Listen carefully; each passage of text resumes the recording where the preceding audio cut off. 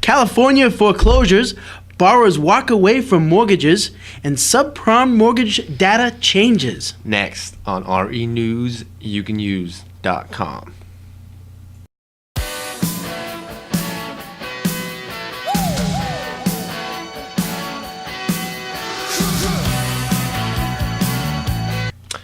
Hello and welcome to Real Estate News You Can Use. What's up, Keith? How you doing, dude? Pound it twice.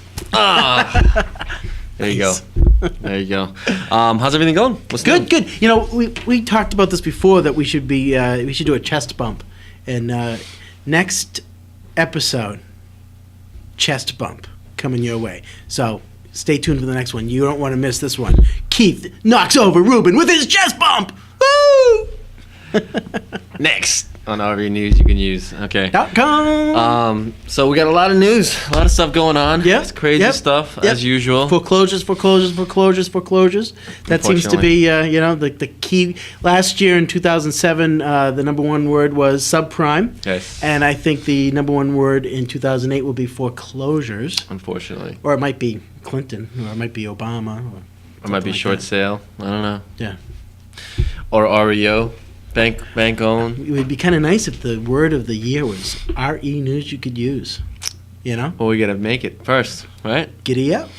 So let's start with our first article from realtytimes.com. By the way, if this is your first time to the podcast, our Real Estate News You Can Use at renewsyoucanuse.com is a real estate and mortgage related podcast where we go over 3 news articles every episode, discuss what's important, and pretty much put our own spin to it, Keith. Yes, we do. Right? And if this is your first time, man, you have missed a lot, and you're going to have to go back and, we archive everything, so just look below, and you'll see the past episodes. And, we don't use writers, even though the writers, they're back in the game and everything, but we write our own material.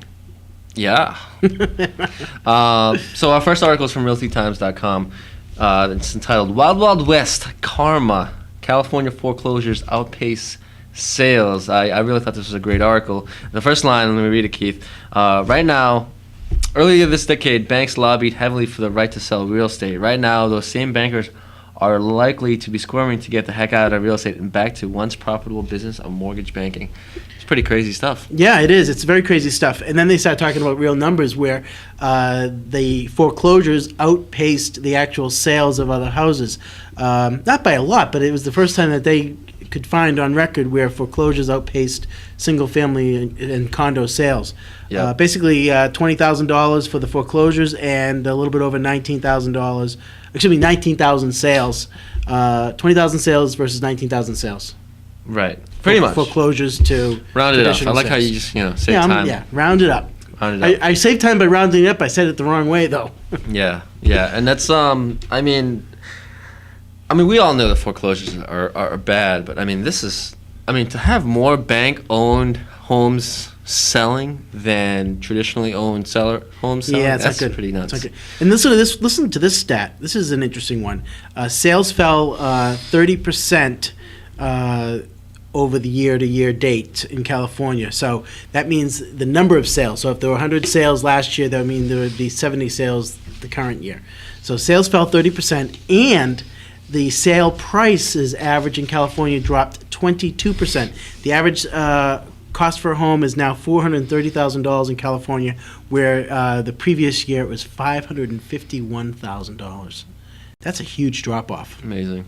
And that's according to the California Association of Realtors. Well, I guess what's the moral of the story here? Be careful what you ask for, I guess. Yeah, I'd like to see prices come down. Yeah. No, the banks wanting to be able to get into the real estate business. Oh, that too, yeah. The banks want to get into real estate business. They don't know what they're talking about. Exactly. Exactly. It's kind of like a lawyer wanting to try to sell something. They're like the worst salespeople in the world.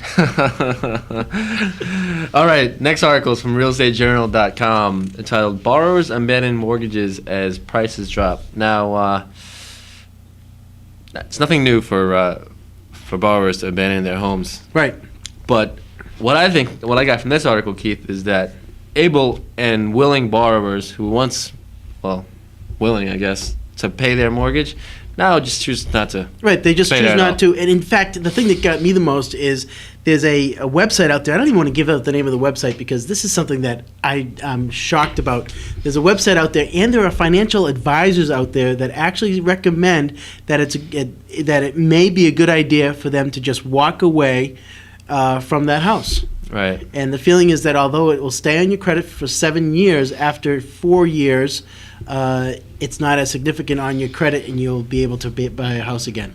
I mean, I think what we're dealing with here is like a certain mentality change. You can just get rid of the ly and just call it a mental. Seriously.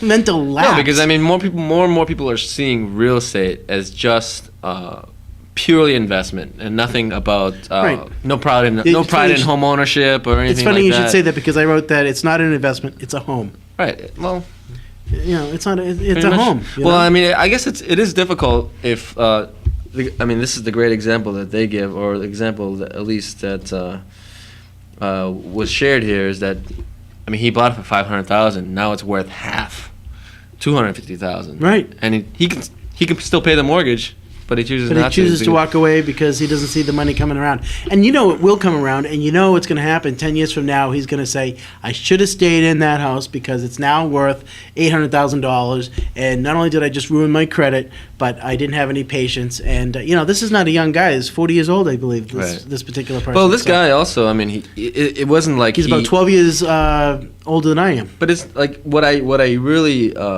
question is that the guy, he was totally like it seemed like he knew what he's talking about when he bought the house, and he thinks it's a bad investment, but still he blames the banks for getting him into the home. Yeah, well, always the blame game, Yeah. The blame game. There's something else here that I wanted to check talk it out. about. renewsyoucanuse.com. Oh, there's one very important piece here that I even want to read to you. It says Goldman Sachs economists estimate that as much as $3 trillion in mortgages could be underwater by the end of the year, leaving 30% of the country's outstanding mortgages in negative equity. Since there is roughly $1 trillion in subprime mortgages outstanding, that means that a large amount of the better quality mortgages, such as the prime and alt-A mortgages, a category between the sub and prime mortgages, will be attached to a negative equity. That's a tremendous amount of money where we're talking quality bonds, high quality bonds, because what happens, Ruben, is when you buy a house, as you know, when you buy a house and you borrow $300,000 and it might be a quality, you might be a quality purchaser, that's a quality bond that is then resold out into the marketplace. Yep. So people are now, in essence, buying a quality bond that may really end up turning out to be a junk bond because they're going to go into foreclosure. Scary stuff. Because this could, $2 trillion. So there's more quality bonds that are potentially in trouble than the subprime bonds. Bombs? Bombs. I'm going to drop one right now on you. Quickly to our third article. Do you like that sound effect? No. No. The Associated Press. You might after I'm done editing it. Fed wants subprime mortgage data Eddie's changes. Basically, what this article is about is banks that service subprime mortgages are being urged by the federal government to, I guess, increase their standardized way of collecting data. Yeah, wouldn't you think that they should have been doing this all along? By the way, Bank A is sending completely different information than Bank B, and then there's Bank C that we don't even understand what they're sending us. So why don't we all get together and send the same information so that we all know what's going on? Yeah, well, I mean, that's crazy. It's crazy stuff, Yeah, man, I don't understand why it takes such a huge crisis to make things reasonable. Well, I guess there's a silver lining in everything that we're going to fix a little problem here because we have no idea what Bank A is reporting as opposed to Bank C and Bank B, and that's just right. Crazy, dude. Right. I mean, this what they were really trying to do is make it easier for regulators, obviously, the mortgage industry, lawmakers, and homeowners to assess the effectiveness. I mean, can you imagine, Ruben, is like this regulator that's saying, okay, what does this mean as opposed to this? Right. They got to have a spreadsheet that everything. It's just stupid. I mean, it's good. I'm glad people are making the changes. Yeah, I mean, it's a good idea to do this, and they just should have done it 20 years ago. Right. Yeah. What makes sense doesn't always mean, what's done. I forget what the saying is. Anyways, I'm Ruben. I'm Keith. Thanks for tuning in. Check out the full articles at renewsyoucanuse.com. Stay classy, America. Make it a great day.